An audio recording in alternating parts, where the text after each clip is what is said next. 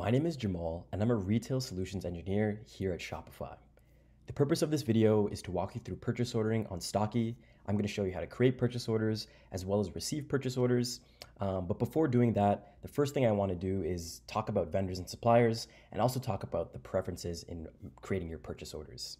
So before we create a purchase order within Stocky, Stocky is going to read your Shopify account and pull out all of your products, all the product details as well, and including on that is going to be the vendor details. So on each of your products inside of Shopify, you'll have a product vendor field, and Stocky will read that product vendor field, and you'll see it right here in the product vendor at the top. So there's vendors and there's suppliers within Stocky. A product vendor is a very simple supplier that again is just being pulled directly out of your Shopify account. The supplier, on the other hand, is a little bit more customizable, and you can do more with suppliers than you can with vendors inside of Stocky. Suppliers allow you to actually create collections of vendors or collections of products from different vendors under one supplier. So it's just, again, a great way to customize your vendors and do a little bit more within Stocky. So I will be showing you the difference between vendors and suppliers really quickly. And also in this video, we're going to talk about the preferences in your purchase order and how to standardize those preferences so that you can create your purchase orders and customize them for your business needs.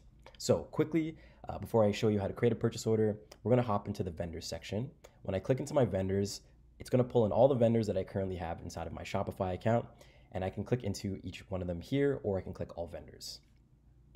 In my all vendors list, I can see all the vendors that I've got currently on my store. If you want to edit any details for the vendors, you can actually click this drop down arrow right here. What you'll be able to do is change any lead and restock times. So you can change the lead time for your products and the restock time it takes for that product to get populated back in your store per vendor. You can also edit the supplier details or vendor details. I'll click into this really quickly to show you what that looks like. Here you can add any account information, the company name, the addresses, billing addresses. You can select payment terms as well, which is really big for a lot of merchants, and the payment methods as well. This will help you keep a great track of payments when it comes time to actually start paying your purchase orders. You can look at your supplier tax types, which are all customizable in your preferences, which I'll show you in a moment. You can put your contact information to whom you'd be sending your purchase orders to, just to make confirmation, etc. So here's a great way. You're going to want to put all the details inside of your vendor or supplier details for sure for each one, as it just helps automate the process of you creating purchase orders. Hopping back over into my vendors list again, I will click the drop down. What else? You can also create PO limits. This is a great way to actually create minimum order quantities, minimum stock levels, and set maximum stock levels for each of your products, right down to the specific variant and SKU. Here you can put the minimum number to order. So for example, you might want to only always order at least 10, and you're going to want to do that when the minimum stock reaches 5, and you only want 20 on your shelf. So Stocky will have the logic when you create your forecast to properly bring these numbers in so that you're always ordering the correct amount and not overbuying or underbuying any products for your store. And again, this is completely customizable for each one of your products. So one last thing we'll do is hop back into the vendors list again and click the drop down. And what you can do here is actually convert these vendors to suppliers.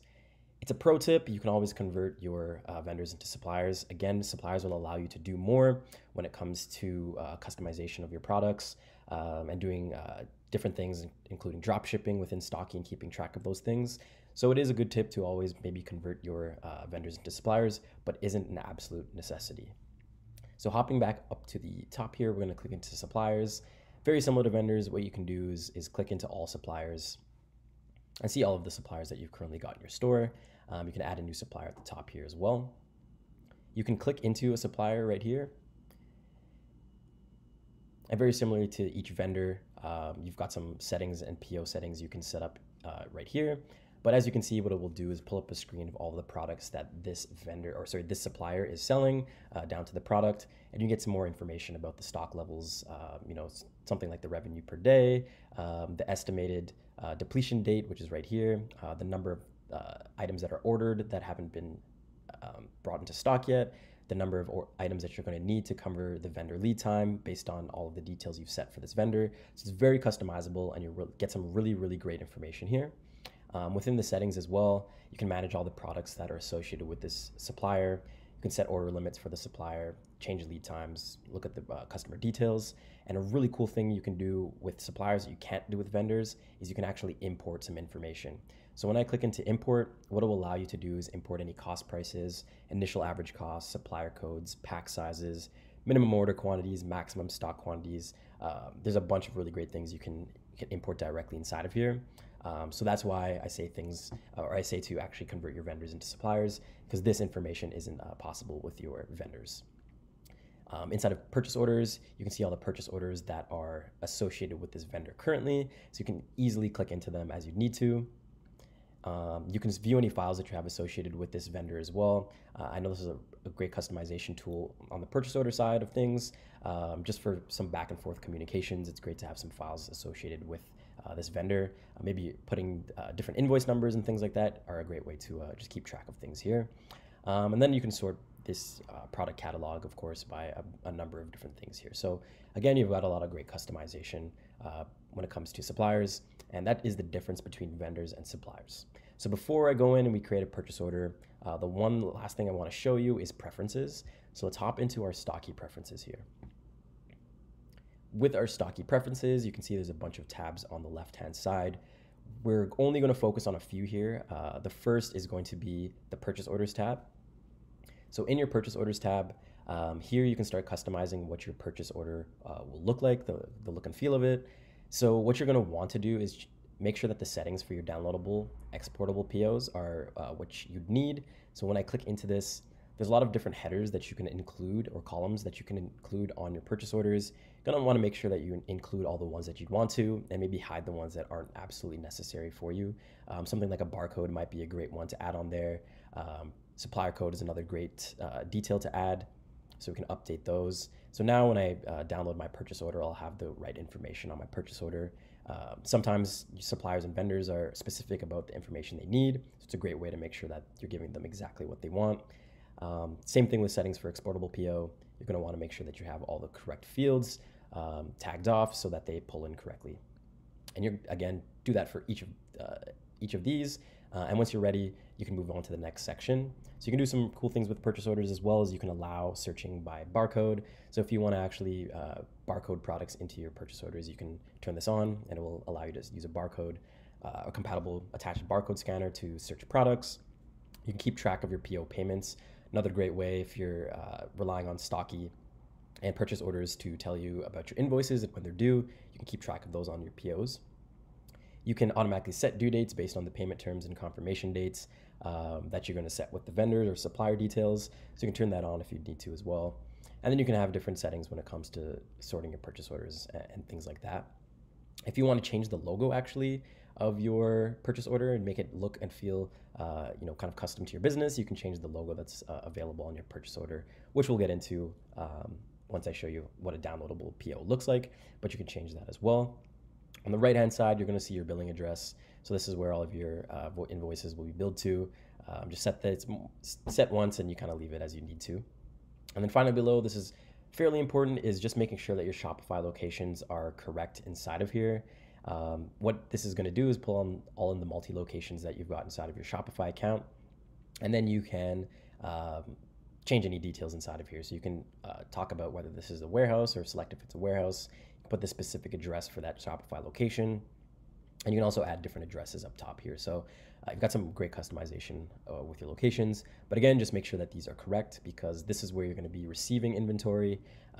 And inside of your Stocky account, where you receive inventory, is where the inventory is going to be written inside of your Shopify account. So just make sure that these are correct. What you can also do is click into email templates. Here is a purchase order email template. You can change any of the details so that when you email the purchase order to your vendor or supplier, you can have a template, so you don't have to do too many buttons or type too much information. It's automated right there for you. There's also some forecasting preferences as well. So you can you can create purchase orders by either forecasting or creating them by hand. If you want to set any defaults or change them as you need to based on your buying periods, totally possible to do this within here. So you can change the estimated lead time default if you'd want to. You can change the default suggestion period. So if you're buying for the next 30 days, you can change that to whatever it might be. If you want to buy for 60 days or 120 days, you can set that there. you can actually set the default sample period. So the way that Stocky is going to work is it's going to look at the last 30 days of your sales and use that as the forecast base for the next suggestion period. So you can change that inside of here as you'd want to as well. One other thing that I will note, which is very important, is your costs of goods sold. So your costs of goods sold are only existing inside of Stocky. Shopify does have a cost field, but the sync between them is only one way. So Stocky will write your costs to Shopify and not read them the other way around. The reason being is Stocky allows you to use average costing, which is a little bit more of an accurate way to track costs for your products, particularly when you have products that you're buying from multiple vendors or suppliers at different costs. This will average cost the product and send that cost into Shopify. So Stocky will become your source of truth, for your costs. So make sure when it comes to cost that you're using Stocky as the source of truth for your costs. So you can import your cost prices right here, one-time thing, and all your cost prices will now live inside of Stocky and will write to Shopify. So make sure you do this as well. There's nothing else really too important in terms of preferences for your your purchase orders. One thing you might want to do is change your custom fields. Your custom fields can be set. So based on your business needs, you can change your custom fields. So I have one in here that's a style number, which I can put a specific style number for my products. Sometimes vendors only look at style numbers and don't really look at the product title. So you can customize this again for your business. Also added a comment field. So if you're ever making a custom product, it might be worth creating a custom field that allows you to create comments. So again, just if you need to customize that, all this stuff is totally here. So now that we've looked at both vendors and suppliers and our preferences, we can take a look at creating purchase orders. So let me hop back onto the dashboard. There's a few ways to create purchase orders.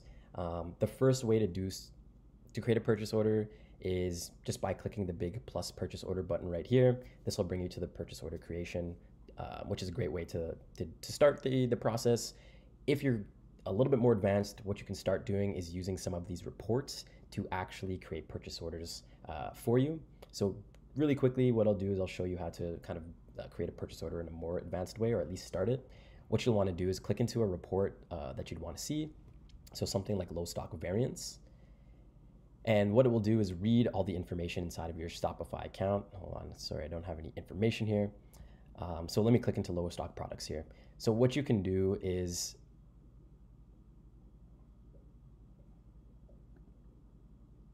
so if you want to create purchase orders,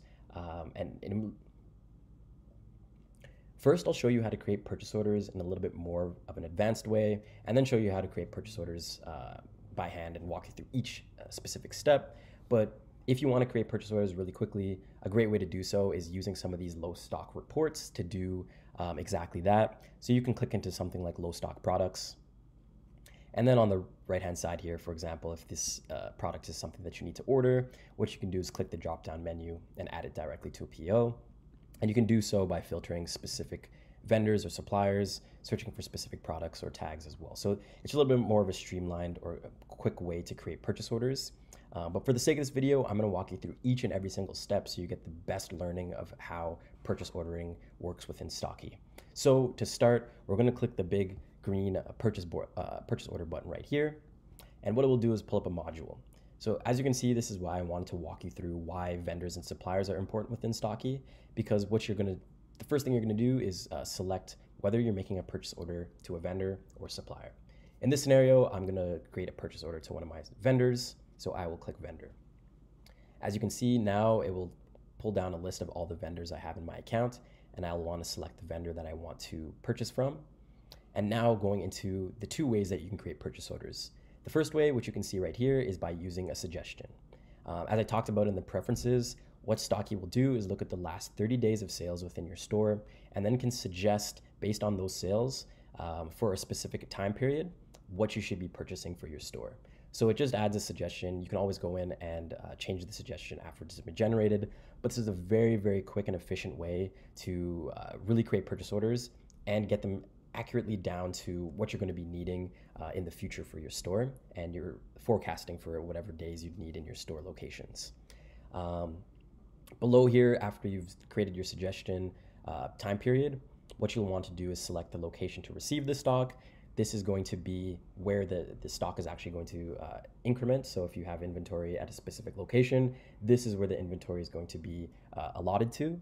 And then finally, you can base your forecast on a number of different things. So you can actually forecast based on a specific store. So if you want to make a purchase order for a specific location you have, if you're a multi-location business, this is a fantastic way of doing it. You can do it for your online store only, so it'll only look at online sales.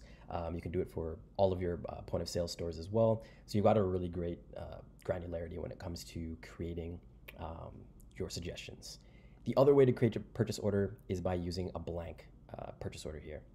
So in a blank purchase order, you'll get a blank slate, and you can actually add products as you need to based on your business needs. So I'm going to do that today. So we're going to create a blank purchase order. And again, going back to location to receive stock, this is where the stock is going to be allotted to after you've received it. So make sure you're selecting the right place.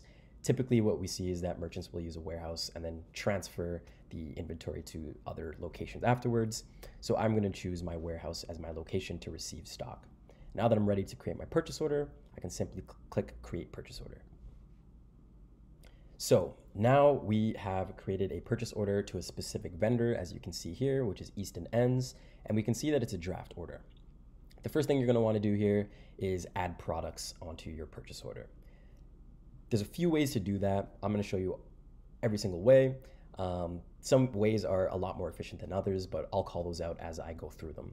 So the first thing you can do when you're creating a purchase order is use this drop-down menu right here to actually add products into the purchase order. So when I select the drop-down menu, all of the products associated with this specific vendor will be available for me to add to this purchase order. I can see the product title and the variants as well. So I can see that this is a 90s shirt with in color black, size large, and this is the SKU as well. And I currently have 15 at my warehouse location. So if I wanted to add this product to my purchase order, I can simply click on it and then add the on order number or the quantity in units that I'd want to have at my on my purchase order. So I can click add, and as you can see, it'll add the quantity here.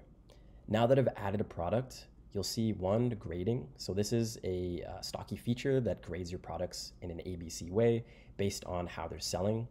You can see the product title, the SKU, the barcode, the supplier code, which is a custom field that I've created, tags, which are getting pulled in from my Shopify account, the style number, again, another custom field that I've created, the comment, which is another custom field I created, the retail price we're selling at, the best price, the cost price, the total base in terms of cost that we've got here, a landed cost, which will actually be dynamic as we add shipping, which I'll show you later. You can add bin locations for this product. So if you have an organized warehouse, you can use this as a way to organize or keep your products organized in your warehouse by adding bin locations. You can see the current stock you've got at your location, how many are on order for purchase orders that are currently out, and then the number you're adding on this specific purchase order. So that's the first way to add a product, is simply by using the drop-down or searching the product inside of this bar and adding it that way. Another much more efficient way to add products to the purchase order is by using this plus products module right here. So when I click on the plus products, there's a couple things you can do here. So the first thing you can do is import a CSV. The way that the CSV works is that you're going to want two fields. You're going to want one field, which is going to be a unique identifier such as a SKU, a barcode, or a Shopify ID. And the second thing you're going to want is the quantity of that product you'd want to add on this purchase order. You're going to want to make sure that these SKUs are mapped directly to your products inside of your Shopify accounts, as this is how it's going to work. You can't make a purchase to a SKU that doesn't exist. So make sure that that is existing in your Shopify store already. Once you've done that and created that CSV file, you can simply select choose file, put the CSV file in here and hit next. It'll ask you to map the data, and then we'll automatically pull those products into your purchase order. Another very efficient way of adding products to your purchase order is by using the bulk add variants feature. So here what you can do is basically do a CSV right within Stocky. What it will do is pull up all the products you've got in your store, and you can search again by product, SKU, or by tag, and then add them by order right here. And you can just select the next tab by hitting tab and putting as many products as you'd want to on your purchase order here.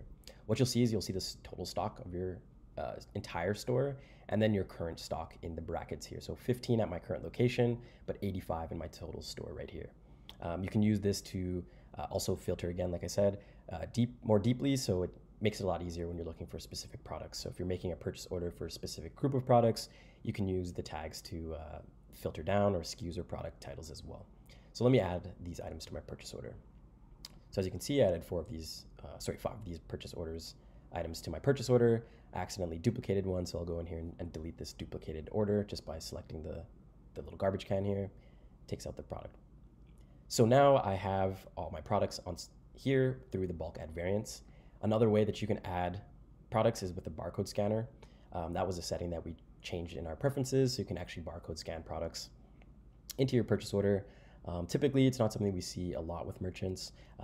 Typically see this more with transferring products, but you can do that right inside of your purchase order as well if that's something you need to.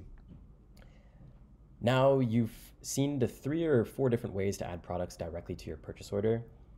Another question that's always asked is, what about products that don't necessarily exist inside of my Shopify account yet? There's 2 ways that you can actually do this. The first way is to create the product inside of your Shopify account first, and then make the purchase order for that product, or add that product to the purchase order. The other way is to use Stocky to create the create the product right on the purchase order, which will then write the new product into your Shopify account. The way to do so is by using this new drop down right here. So when you click the new drop down, it'll say you can create a new product. You can create a new product via Shopify. This will just kick you into your Shopify account to create a product and new variant or other. So I'll walk you through new product and new variant, and also other we'll talk about a little bit later. But let's say we're trying to create a new total product. What you're going to want to do is click new product right here. What it will do is ask you to input a product title. So we'll call this sweatshirt test. If your sweatshirt has multiple options, such as color or size, you want to make sure that you're going to add these options. When I mean options, I just mean variant titles. So for example, if I want to add an option, which is a color, I can say it's black in a size small. It's a option which would be color, and the option value would be the actual color specifically. And now I want to add a different size. So the option name would be size and the value would be small. So right now I'm creating a new product with 1 variant, and it's going to be a sweatshirt that is black and a size small. So I'll have 2 variants right here. You can add a product type, obviously, so I can add sweater. You can give it a SKU. You can give it a barcode. Add the retail price, add the cost price. Allow out of stock purchases. You'll typically want to leave this as no. You can set the current inventory you have in your store. If this is a product that you currently have inventory of, you can add it directly here, and you can add it as how many you'd want to add on this purchase order specifically. So let me add 10 here. If you wanted to add new variants to a product that don't exist, what you can do is use the same drop-down menu right here to add a new variant to a product. So what you'll want to do is select a new variant, select the product you want to create a variant for. So for example, if I want to create a variant for the sweatshirt test product we just created, what you'll see here is I've got the color and the size, so I can add a new color, or the same color and a new size. So medium in size, color black and a size medium with a specific SKU. Barcode obviously attached to it, the retail price, the cost price, and how many I'd like to add to this order as well. So that's another great way to quickly add products right within Stocky, so you don't have to create the product within Shopify. The last thing I'll show you how to do is actually use the other tab right here. This is great for products that aren't product items within your store, where inventory levels aren't tracked. So a great way to create custom items would be using the other item feature, and you can create a custom price or the cost price for that product. You can give it a tax available right here, give it a description of what's going to happen, and then finally the quantity you're adding onto your purchase order as well. So now that we've added all of the products to our purchase order, the next thing we're going to want to do is look down here into our payment settings. So below, we can start to see exactly what's happening with payments. So we can see how much we've currently paid, how much we currently owe, when the payment is due, which is completely customizable, of course, whether this order has been fully paid or not, and when it's been paid on. So it's a great way to keep track of your purchase orders inside of your purchase orders reports, which I'll jump into a little bit later. But this is where all your payment information is going to live. Here we can see the subtotal for this specific purchase order.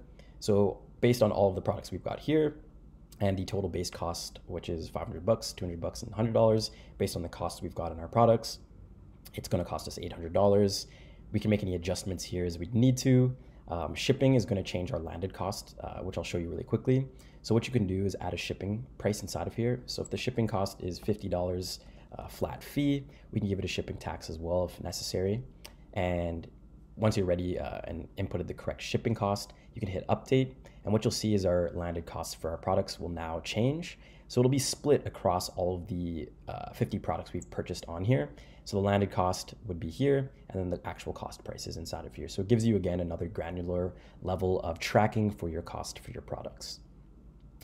Down below, you can have any notes associated with this purchase order and add any files to the purchase order as well. You can see any historical information on it here and any messages that were sent back and forth between you and your supplier or vendor. Here you can see the shipping address of where the products are going to be sent to, so you'll want to change this to your warehouse as well. And then your receiving location, which is very, very important. Again, this is where your inventory here is going to be written to at this location. You're going to want to make sure that that receiving location is correct. And below that, you've got any dates here. So when the purchase order was created, when you're invoicing or when you'll be invoiced, when you're expected to actually get this shipment in, when it was shipped, and any cancel dates as well. So all this information is customizable and is important when you're looking at purchase order reports to keep track of what's happening on each report. On the side here, you can also have an invoice number and a supplier order number as well. So we've now created a purchase order in terms of adding the products and adding all this information down below that we need for our business. The next piece of this is going to make sure that we send this to our purchase order or vendor. So what we'll want to do is click the send button right here. Again, we talked about preferences, but I'll just note before we hit send, I'm going to hit the drop down here and you can preview your purchase order so you can see exactly what it looks like. You can look at any vendor details, settings for the vendor, and general settings for your actual overall purchase order, and then the settings for your downloadable PO, which is the same thing that we went through in our preferences, but just wanted to call that out to make sure that that information is correct. You can hit download here and you can download it as a PDF, CSV, or CSV for Dymo. CSV for Dymo is a way to print your purchase order, but we'll get into that after we get to the receiving section. But if you need to keep a copy, you can download any information here. And now that we're ready to actually send this to our vendor or supplier for confirmation, you can hit send. What it will do is pull up the vendor information that we added into our vendor details, and I can put my reply to email. Let's just put myself here.